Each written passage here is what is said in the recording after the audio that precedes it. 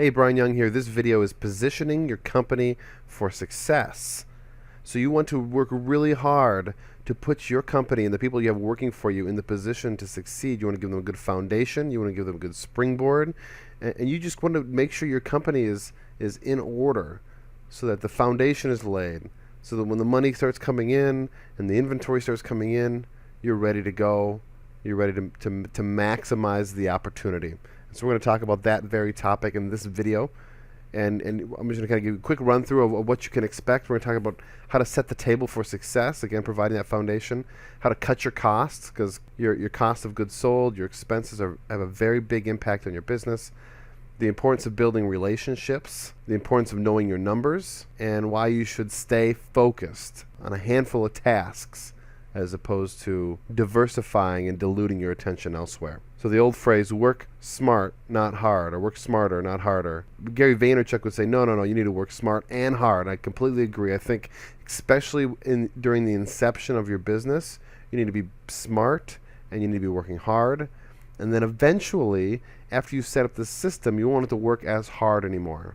And your work won't be directly tied to the results of the business. So you'll be creating a bust-proof business, so the profitability won't rely 100% on your direct efforts, which is the end goal. Number one, you want to set the table for success.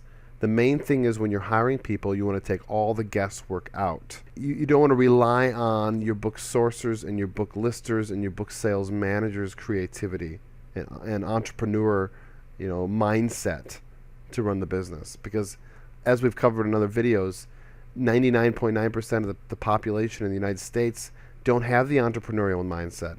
They've been raised in a public school system and in a world that encourages them to kind of fit in and to go with the pack. I mean, success is defined by being one of the group. In fact, in all businesses, I mean, if you've worked at any companies before, the people who stand up and ask questions and disrupt things are the ones that quickly get shuffled away. Now, sometimes the disruptors break through and success is realized and the whole paradigm and culture of that organization changes, but that's pretty rare. So you want to take the guesswork out. You don't want to put them in a position where you're expecting too much of them. And I'm not trying to rip the book sources or the book listers.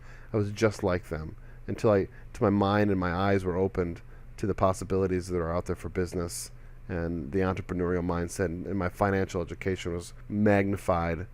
It wasn't until then that I understood. But you want to help them set up relationships. So whether it's you or your book sales manager, you want to be introducing them and going with them to these stores and getting these relationships set up. You want to make it super easy. You really just want them to be able to walk in the store, gather up inventory, meet with the manager, get a discount, and then go.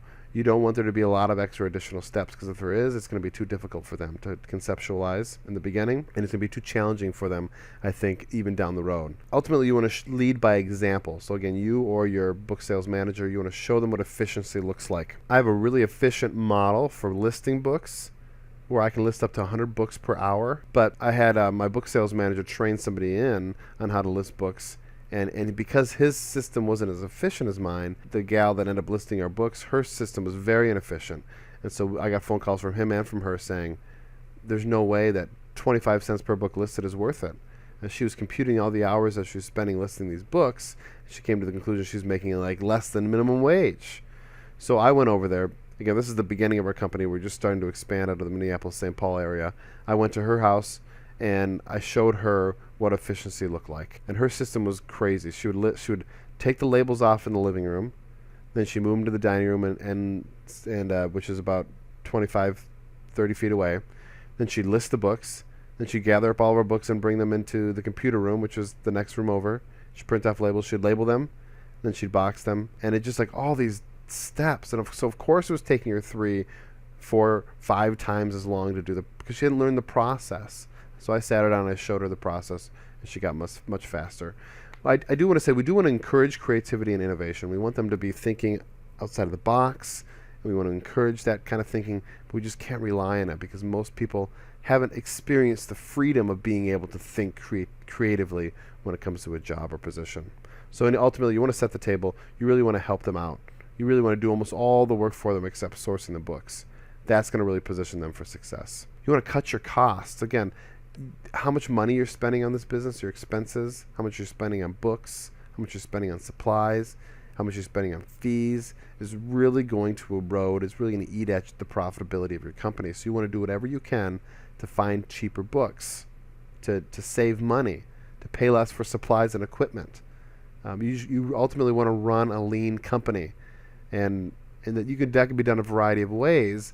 But as your business starts to grow and as some profit starts to come in, the temptation might be there to, hey, buy a nice slick new computer, buy the most expensive premium equipment.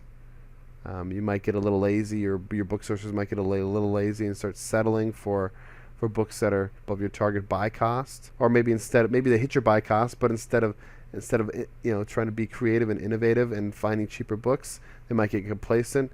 So you're always going to be wanting to encourage that your company spend as little amount of money possible in operating costs so that you can experience the positive windfall of those profits. Next, very important, is building relationships. So if you're following my model, that means going to thrift stores, talking to people that are managing the book sales that you're going to, and just letting them know that you're there, letting them know that you're planning on buying a lot of books, encouraging them to give you an extra discount.